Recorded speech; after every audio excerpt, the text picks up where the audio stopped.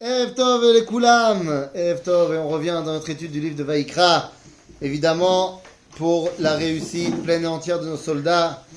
On va aussi dédier le cours à la réfoua de tous les blessés, en particulier la réfoua de Léa Bat Esther, et l'élévation de l'âme de tous nos disparus, mais on va aussi commencer à dédier le cours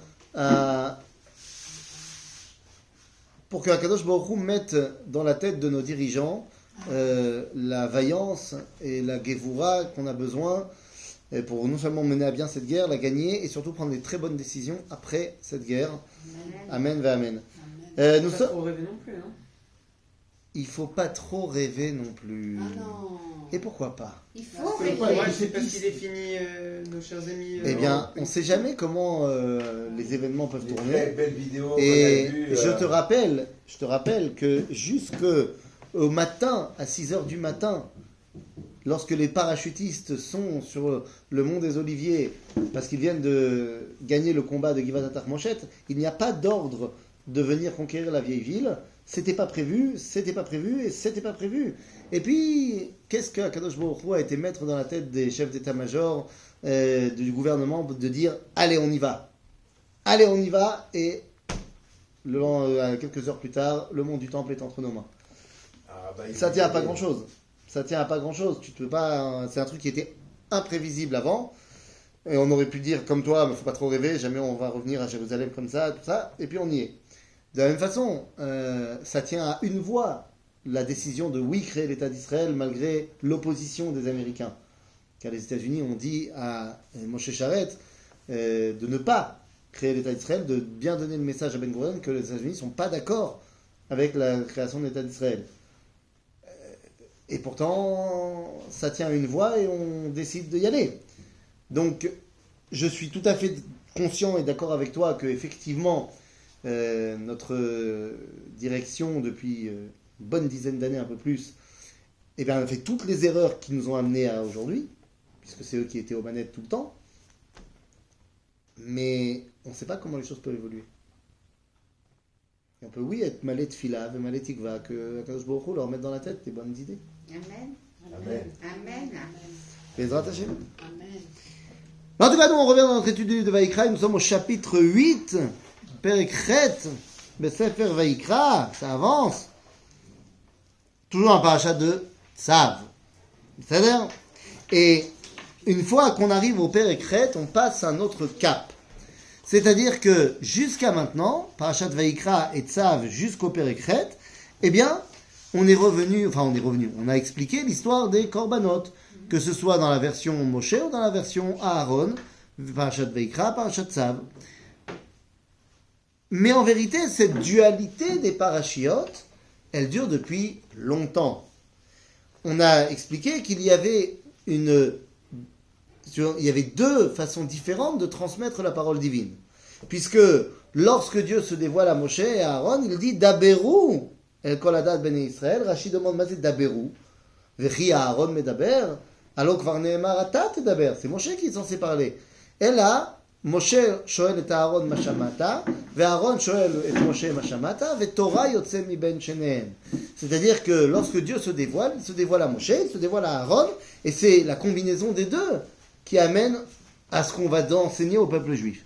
En d'autres termes, on a besoin de la Torah de Moshe et on a besoin de la Torah de Aaron. C'est deux Torahs différentes. Comme on l'a expliqué tout au long du livre de Shemot, la Torah de Moshe, c'est une Torah intransigeante. C'est l'idéal, c'est Midat Hadin, c'est tu fautes pas. Pas de raison de fauter dans la Torah de Moshe. Et c'est, comme tu dis, l'idéal du judaïsme. Aaron a une Torah beaucoup plus pragmatique. L'homme est capable de fauter, souvent d'ailleurs il faute, donc il faut être capable d'aller le chercher dans sa faute pour le corriger. C'est-à-dire, comme la fameuse histoire du prince qui se prenait pour un dindon, dans les histoires de Rabbi Nachman de Breslav. Et il a fallu un mec qui se prenne lui aussi pour un dindon pour aller le sortir de là et le ramener à sa condition d'être humain. Donc on a la Torah de Moshe et la Torah de Aaron. Évidemment que le top, c'est qu'elles soient connectées ensemble. Mais alors que Moshe dit c'est comme ça et c'est pas autrement, et que Aaron dit Des fois, on peut contourner pour faire tchouva. Par exemple, c'est ce qu'on appelle Horat Shah Shel Navi. C'est-à-dire que la prophétie, elle peut des fois demander aux gens de transgresser la Torah pour un temps, pour faire tchouva aux gens. C'est la prérogative de Aaron, qui va faire le vaudor pour garder le contact avec les Bnei Israël, pour pouvoir les faire s'élever. Moshe, quand il vient, il voit le vaudor, il dit ah, pas du tout. Donc on a deux idéaux complètement opposés. Dans la paracha de Teruma, c'est Moshe. Paracha de Tetzavé, Aaron. Paracha de Vayakel, Moshe. Paracha de Pekoudé, c'est Aaron. Paracha de Vayikra, Moshe. Paracha de Tzav, Aaron. Top. Lorsque les deux Torotes sont séparées, c'est la paracha de Kitissa. Lorsque Moshe est en haut et Aaron est en bas, le vaudor. Ça ne marche pas. Ok? Nous avons donc besoin de l'union des deux Torotes. Aval. Alors, justement, aval, lorsque la prophétie s'arrête. Puisqu'on a dit la prérogative de la Torah de Aaron, c'est la Horat Shah Shel Navi. C'est la loi temporaire du prophète. Que faire lorsqu'il n'y a plus de prophétie? Eh bien, lorsque la prophétie s'arrête... Il y a les livres des prophètes. Oui, mais les livres des prophètes, ils ne peuvent pas nous indiquer un truc à faire là maintenant, au quotidien. Pour la prophétie du moment. Une fois que Dieu a arrêté de parler. Non, parce qu'il y a les prophéties à long terme. J'entends bien, mais la prophétie à long terme ne peut pas maintenant me dire Dieu il a dit mange du cochon pour 5 minutes. C'est-à-dire, donc que faire? Puisque là maintenant il n'y a plus d'échappatoire. C'est halakha, halakha, halakha. On a des grandes sadikim. Et alors, les grands sadikim? Ils ont Ruach HaKodesh, Mais non? d'abord, Ruach HaKodesh, ça n'a rien à voir avec la prophétie. Ah, d'accord. Ruach HaKodesh, c'est une intuition qui est guidée par Akadosh Baruch Hu. Mais elle peut se tromper, et ce n'est qu'une intuition. La prophétie, c'est Dvar Hashem, la parole de Dieu. Mais surtout, en l'occurrence, la grande différence, c'est que le prophète a le droit, ça fait partie de ses prérogatives, de dire aux gens de transgresser la Torah pour leur faire teshuva. Alors qu'a priori, le Rav, il n'a pas le droit. Non. Le Rav, il ne peut pas dire transgresse, non. Non. Donc qu'est-ce qu'on fait? Comment gère-t-on cette histoire-là? Ok? Le dernier des prophètes, juste avant que la prophétie ne s'arrête, c'est Malachi. Et Malachi, il dit, juste avant la fin de la prophétie, Zichru Torat Moshe. Et non pas Torat Aaron. Parce que tant qu'il n'y a plus de prophétie, on ne peut pas... tergiverser. Halakha. Alors, c'est vrai, mais c'est pas vrai. Il y a également ce qu'on appelle Horat Shah Shel Sanhedrin. Le Sanhedrin a aussi cette force-là. Beaucoup moins présente, mais par exemple, on va voir que Rabbi Yehuda Hanassi, il va le faire, puisqu'il va écrire la Mishnah. C'est interdit d'écrire la Mishnah. La Torah orale, on n'a pas le droit de la mettre par écrit. En fait, pourquoi, excuse-moi de faire leur sujet, mais pourquoi à l'époque ils n'avaient pas le droit de l'écrire? Là, c'est pas qu'à l'époque, aujourd'hui non plus. Ah bah, Mais voilà, on surfe sur Rabbi Yehuda Hanassi. La Torah écrite, elle ne peut pas être dite par oral parce que elle doit avoir une transmission totale. Elle est fixe, elle est figée à la lettre près. Mais c'est justement ça son problème, c'est qu'elle est figée. La Torah orale, toute sa force, c'est que justement, elle n'est pas figée. C'est que justement, elle avance et elle est olechet. Donc toi, si tu l'écris, tu la figes. Ça veut dire quoi, elle n'est pas figée à l'avance? Bah, elle change. Bah, évidemment qu'elle évolue. La halakha, elle évolue de génération en génération. Ça s'appelle halakha. C'est quoi la Torah orale? Et la base, elle ne bouge pas. La base, c'est la Torah. les principes ont été donnés à Moshe, Oui. par Dieu, Oui. évidemment. Mais comment est-ce qu'on met en pratique les principes? Ben, ça dépend. Oui. Ça dépend de où, ça dépend de comment, ça dépend de qui. À partir du moment où tu écris, tu figes la chose. Parce que ne seront répertoriées que les choses qui ont été écrites. Et qu'est-ce qu'on fait du cas qui n'a pas été écrit? Et donc aujourd'hui, ont été écrits des dizaines, des centaines, des milliers de livres pour essayer de comprendre ce que la Mishnah voulait nous dire. Ok? Donc, mais Rabbi Yehuda Hanassi comprend que En Malasot, là, c'est le début de l'exil. Et on va partir tous être dispersés. Si on n'a pas un bouquin de centralisation de référence, on va tout perdre. Donc, c'est interdit, mais on le fait quand même. Ok? Alors, d'après ce que Décision tu du dis, Sanhedrin. Sanhedrin. D'accord. tu dis on n'est plus on suit plus le côté d'Aaron. Mhm. Et alors, je sais pas, peut-être je vais dire des bêtises, mais il y avait Hillel et Shammai. Et on n'a jamais suivi Shammai qui était le plus strict. Et on Oui, mais ça n'a suivait rien à voir. Hillel qui était plus- Ça n'a rien à voir. C'est pas une question de. Non, non, c'est pas une question. Entre Hillel et Shammai, il y a une marloquette entre Hillel et Shammai. C'est pas que Hillel il est plus moins strict que Shammai. Ah. Des fois, Hillel il est plus strict. Non, mais ça a l'air plus comme Aaron, Hillel, non? Non, Non? Ah, bon. non, non. C'est vrai que Hillel nous dit. Hillel Omer, Eve mitalmidav shel Aaron. C'est lui qui nous dit soit parmi les élèves de Aaron, mais pas au niveau de la halakha, au niveau des midot. Oev shalom, rodef shalom, oev et abriot, mekarvan le Torah Moshe. C'est-à-dire que la marloquette entre Hillel et Shammai, elle est sur la halakha. Elle n'est pas sur, on a le droit de...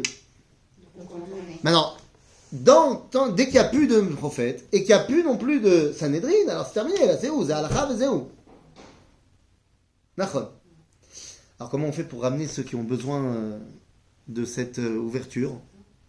Eh bien, on nous dit le dernier des prophètes, ne t'inquiète pas. Ine anochi sholeach lachem et Eliyahu hanavi lifne yom Hashem agadol va'anora. Ve'eshiv lev avot al banim ve'lev banim al avotam. T'inquiète pas, je ramènerai la prophétie avant qu'il y ait le jugement de Midat Hadin. Donc, yeh beseder. Top. Mais ça veut dire quoi?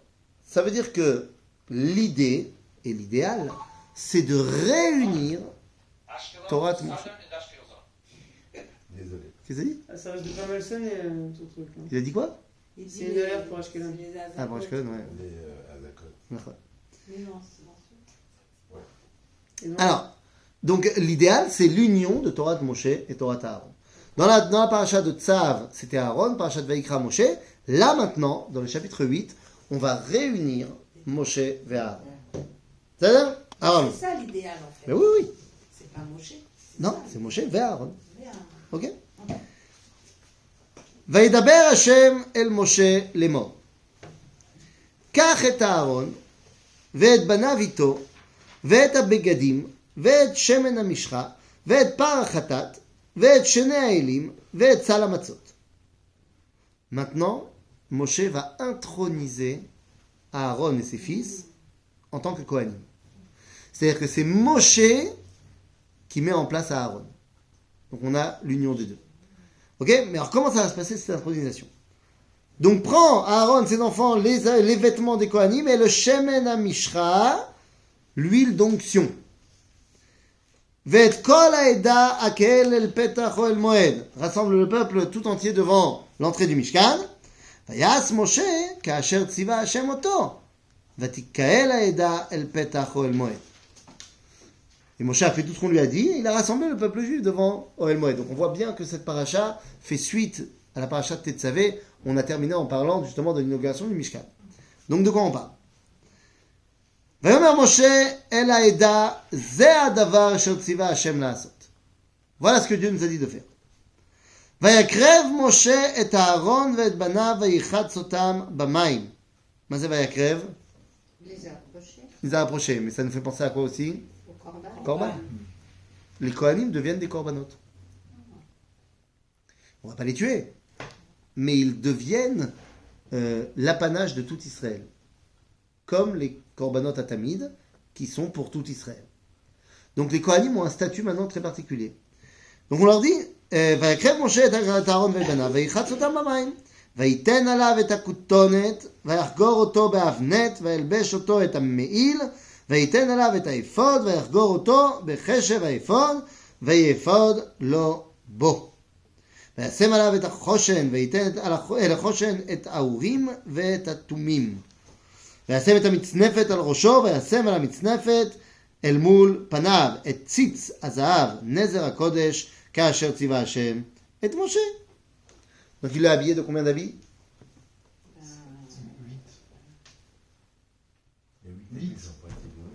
Qu'est-ce qu'il y a marqué? On reprend. La tunique, La tunique, ויתן עליו את הכותונת. la ceinture, אוקיי? ויחגור אותו באבנת. ça compte ça? בוודאי. וילבש אותו את המעיל. וייתן עליו את האפוד. Il faut aussi ça? בוודאי. ויחגור אותו בחשב האפוד. Ok. וישם עליו את החושן, את האורים ואת התומים, וישם את המצנפת על ראשו, וישם על המצנפת על panav et tzitz zahav hakodesh. Donc on a 7 habits. Alors le tzitz il est dans la mitznefet. Ah, Lequel il manque? Lequel des 8 habits du Kohen Gadol manque?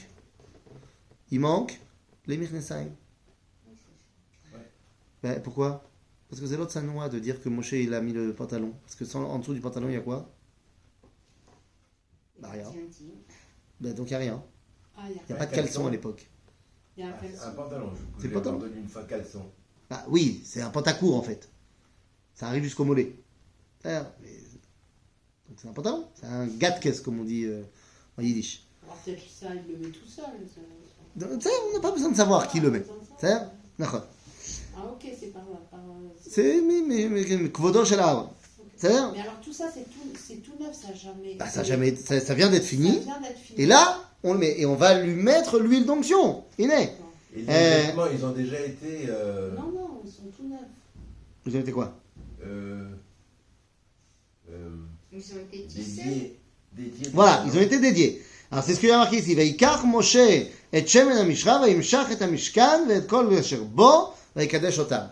Pour qu'un ustensile, que ce soit les habits, que ce soit le mishkan, les murs, ou alors les ustensiles du mishkan, il y a 3 étapes pour qu'ils deviennent kadosh.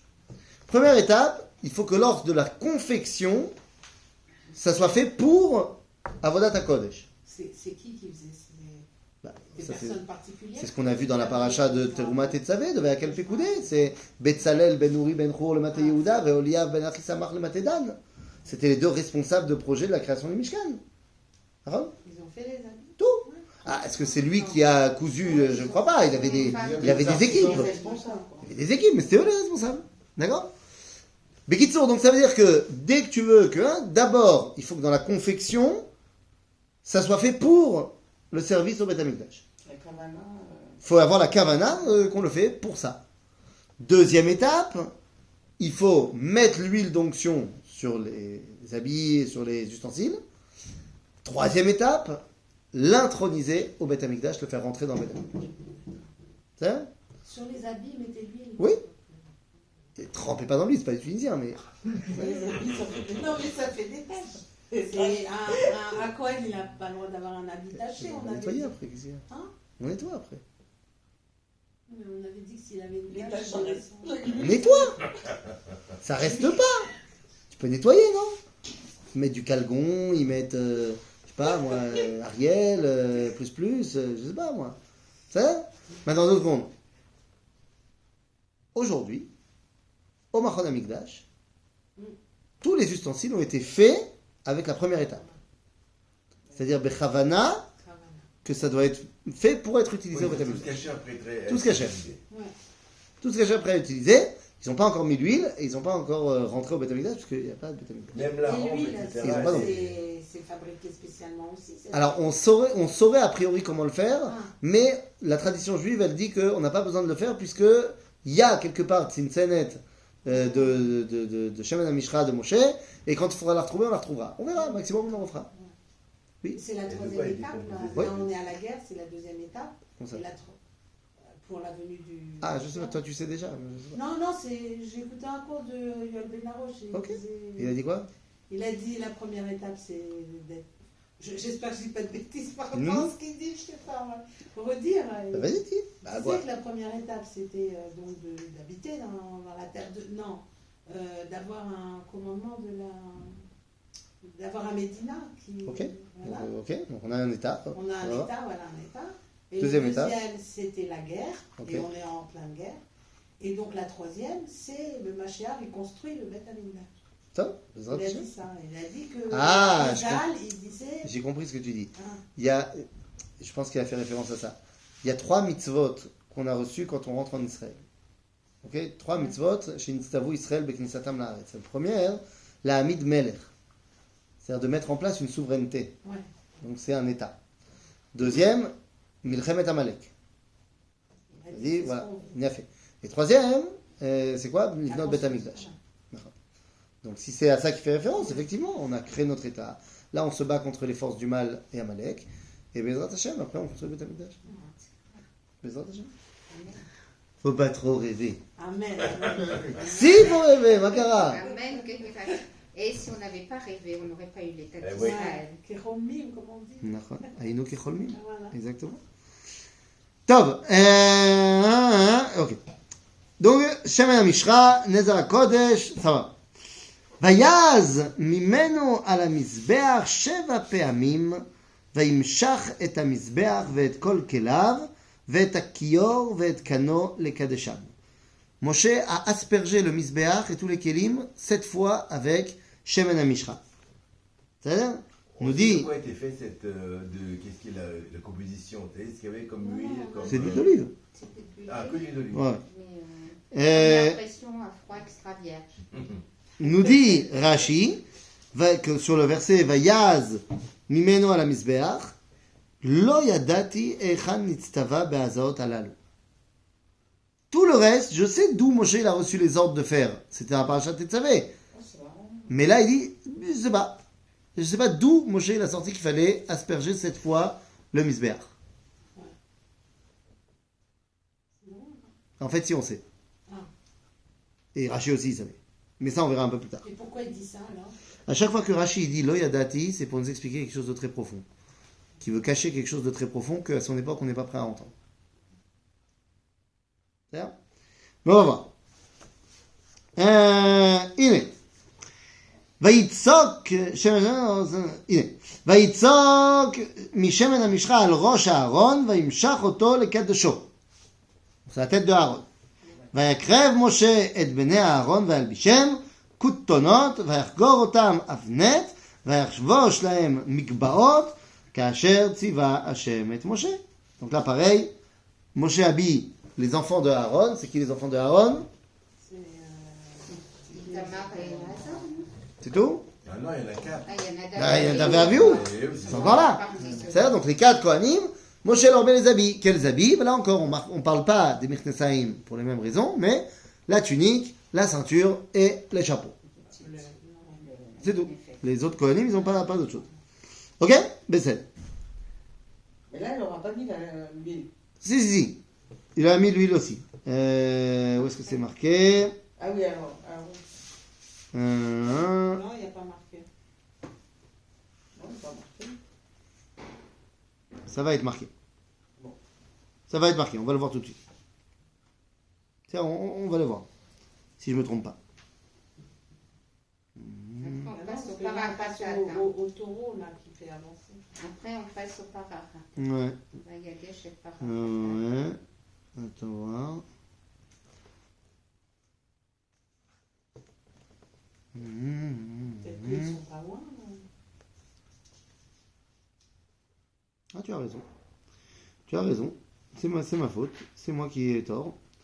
C'est seul le Kohen Gadol qui est Nimshar B'Shemen HaMishra. D'accord? Zrak le Kohen Gadol. Ça, ils auront un shampoing de moins à faire.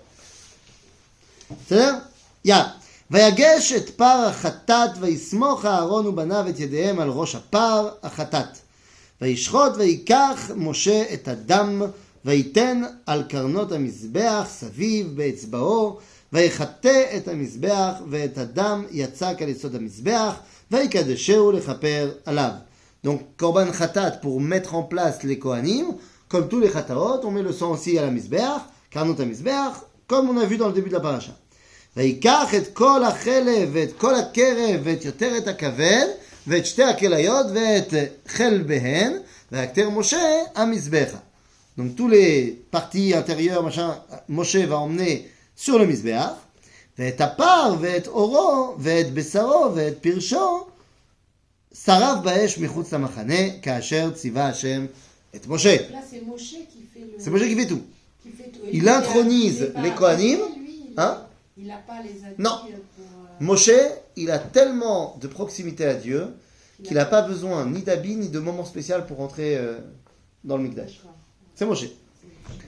Et là, ils font brûler la peau aussi. Nachon. On disait que ça Mais à l'extérieur. Ah, À l'extérieur. À l'extérieur. Ça va michutz la machane. D'accord? À l'extérieur du camp. והקרב את איל העולה, ויסמכו אהרון ובניו את ידיהם על ראש העיל, וישחט ויזרוק משה את הדם על המזבח סביב. ואת העיל ניתח לנתחיו, ויקטר משה את הראש ואת הנתחים, ואת הפדר, ואת הקרב ואת הקרעים רחץ במים, ויקטר משה את כל העיל המזבחה, עולה הוא לריח ניחוח אישה להשם, הוא להשם, כאשר ציווה השם את משה. Donc on a fait korban khatat pour les kohanim, maintenant on fait korban ola pour Akadosh Baruch Hu. Jusque-là tout va bien. והקרב את העיל השני, il y a deuxième bouc, bélier. Eil המילואים. C'est quoi? C'est korbanot à milouim. C'est voilà, c'est le korban d'inauguration qui revient une seule fois dans toute l'histoire. Les milouim qu'il y a là, c'est pas les mêmes que les milouim du Beth Amikdash Harishon, c'est pas les mêmes que le Beth Amikdash Hasheni, et ce sera pas les mêmes le Beth Amikdash Hashlishi. D'accord? C'est à chaque fois autre chose. Et donc là, El Amilouim. Ok. Et qu'est-ce qu'on fait avec ce El Amilouim? Regardez. ויסמכו אהרון ובניו את ידיהם על ראש העיל, וישחט ויקח משה מדמו, וייתן על תנוך אוזן אהרון הימנית, ועל בוין ידו הימנית, ועל בוין רגלו הימנית. Waouh. Avec le sang du Haïl Hasheni, Moshe va mettre de ce sang sur l'oreille, le lobe de l'oreille droite, sur le pouce droit et le gros orteil droit de Aaron. Explique. D'accord. Ambiance. L'oreille, pour qu'il entende.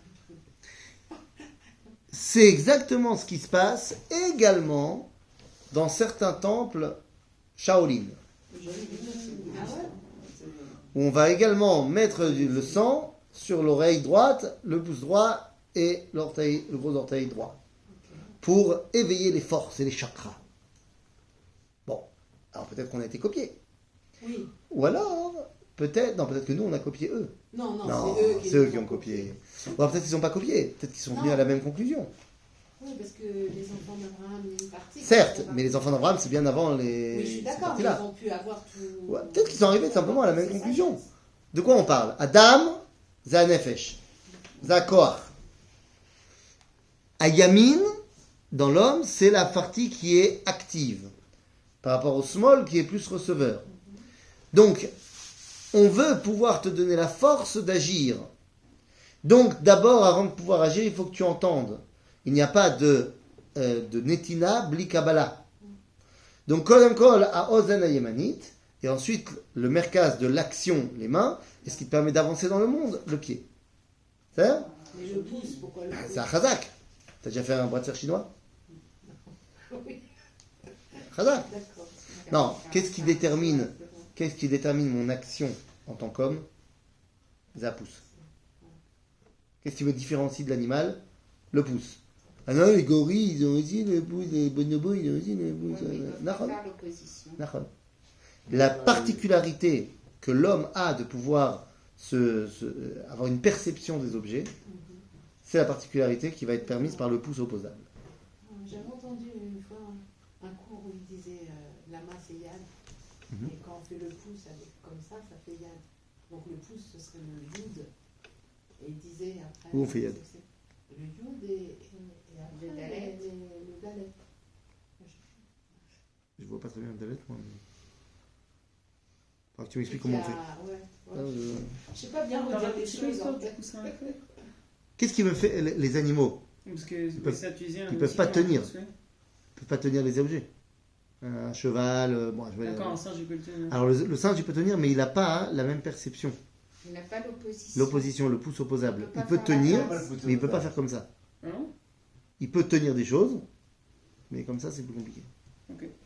C'est une particularité génétique de chez nous. Cool. Tu fais ça, tu fais un dalet, tu fais ça, ça fait. Et la marmotte, elle met le chocolat dans le papier La d'habitude. mezouza- Non, c'est sur la mezouza. Il disait quand tu touches la mezouza, ça fait le chien et le chien.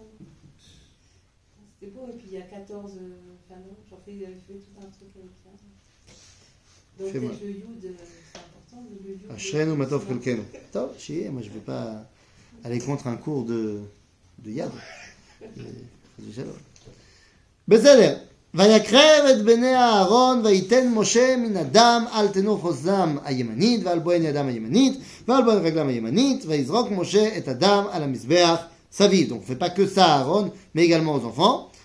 ויקח את החלב ואת העלייה, ואת כל החלב אשר על הקרב ואת יותרת הכבד ואת שתי הכליות ואת החלביהן ואת שוק הימין.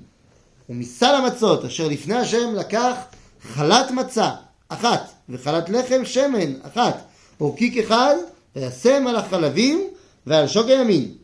Donc il a fait un gros panier avec tous les trucs qu'ils vont devoir manger. ויתן את הכל על כפי אהרון ועל כפי בניו וינף אותם תנופה לפני השם. Eh ben, beau gosse Moshe.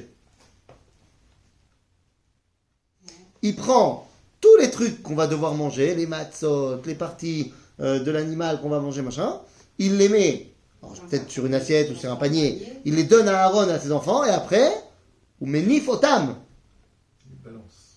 C'est-à-dire que Moshe, il doit prendre Aaron, et après, Nadav, Avihu, Elazar, et Itamar, et les soulever dans le ciel.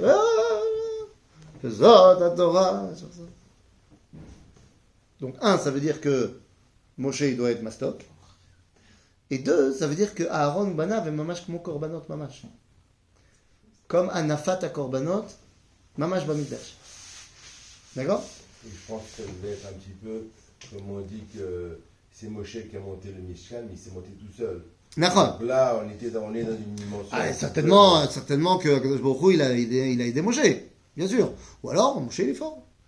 Il n'est pas obligé de les soulever les 5 en même temps. Oui, c'est ce que j'allais dire. Non, c'est un par un. Voilà, Un par un. Un par. Mais est-ce qu'il doit soulever Aaron avec le panier Oui, avec le panier. Ou est-ce qu'il soulève Non, avec le panier.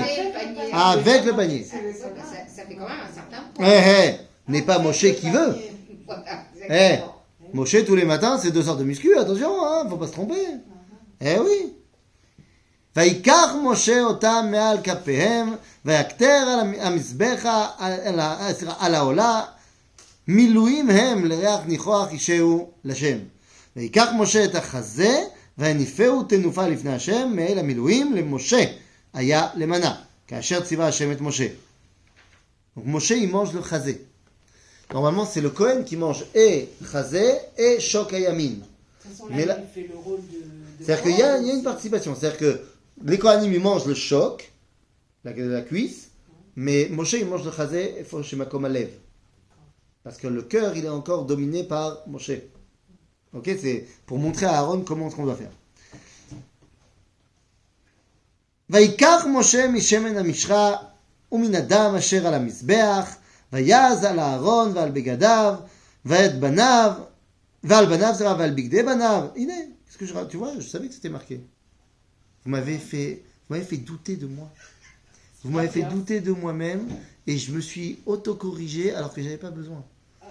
Ah, le monde entier maintenant est en stress total. On fait aussi Azaat Hashemen, on met aussi de l'huile d'onction sur les Kohanim. Pourquoi on le dit après? Quoi? Non, parce qu'on s'est concentré sur Aaron à Kohen, sur le Kohen Gadol d'abord. C'est logique qu'on fasse d'abord le Kohen Gadol et ensuite on parle des Kohanim. Ah, d'accord. Dafka, c'est oui logique. Oui, mais alors ils auraient pu aussi ne pas dire qu'il les a habillés, alors, parce qu'il a commencé avec les... Oui, mais attention, les Kohanim, ils aident le Kohen Gadol à faire les boulots du Kohen Gadol. Donc, je peux entendre qu'on a besoin qu'il soit déjà habillé. Ah, d'accord. בסדר? ואומר משה אל אהרון ואל בניו, בשלו את הבשר פתח אוהל מועד, ושם תאכלו אותו, ואת הלחם אשר בסל המילואים, כאשר ציוויתי. לאמור, אהרון ובניו יאכלו, והנותר בבשר ובלחם באש תשרוף. Donc ils doivent tout manger, et ce qu'ils ne peuvent pas manger, Le bruit. ils le brûlent. Combien, je sais pas, je suis pas un professionnel du bélier, mais c'est combien de viande un bon bélier? Oh là là. Je sais pas, un petit 50 kilos. Ouais, t'as enlevé la peau, t'as enlevé la laine, t'as enlevé les parties intérieures, machin. Combien il te reste? Allez, 30 kilos. 30 kilos. Ils sont 5 à manger. Pas mal. Hein, c'est 6 kilos de viandasse par personne. Hein. À 5. C'est déjà du bon Vous repas. n'invitez personne là. Ah non, là on n'invite personne, là, c'est que eux. Donc ce qu'eux ils peuvent pas manger, eh ben ils brûlent. Ils jeûnent avant l'inauguration ou pas? Non. Non. Ils ont Donc là, pas on est le droit prêt. d'être végétariens. Hein? Ils n'ont pas le droit d'être Chas végétariens. v'shalom. Végétarien. Ouais, il y a Mais comment est-ce que tu veux élever les étincelles de sainteté qu'il y a dans la viande si tu ne le manges pas? Ouais, je suis d'accord avec toi, moi je mange de la viande. Voilà. C'est incroyable. Et donc là, on arrive, ça y est, à l'inauguration, Mamesh. Et qu'est-ce qui se passe? Eh bien, regardez. Umi petach oel moed lo tetzu shivat yamim ad yom melot yomem miluechem ki shivat yamim yemale et yetrem.